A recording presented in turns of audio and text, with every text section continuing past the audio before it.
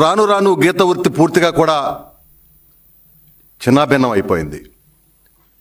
గీత కులాలు చేసేటువంటి ఎవరైతే వృత్తి చేసేవాళ్ళు ఉన్నారో వాళ్ళు ఇబ్బందులు పాలైపోయారు. ఈ పరిస్థితిలో ఎన్డీఏ కూటమి ఏదైతే మాట ఇచ్చిందో ఎన్నికల ముందు ఆ మాట ప్రకారం 10% 330 షాపులు, ఫీజులో కూడా 50% రాయితీ ఇవ్వటం జరిగింది. దీనికి అందరూ కూడా సంతోషపడ్డారు. బీసీ కులాలందరూ కూడా ఆనందపడ్డారు. అరే, గీత కులాలకి షాపులు ఇచ్చారు, వాళ్ళ వృత్తి కూడా అదే అని చాలా సంతోషం పడ్డారు. కానీ ఈ రాష్ట్రంలో ఒక దుర్మార్గుడు ఉన్నాడు. నువ్వు ప్రతిపక్షానికి కూడా పనికిరావు అని చెప్పినప్పటికి కూడా ఇంకా రాజకీయం చేయాలనుకుంటా ఉన్నాడు.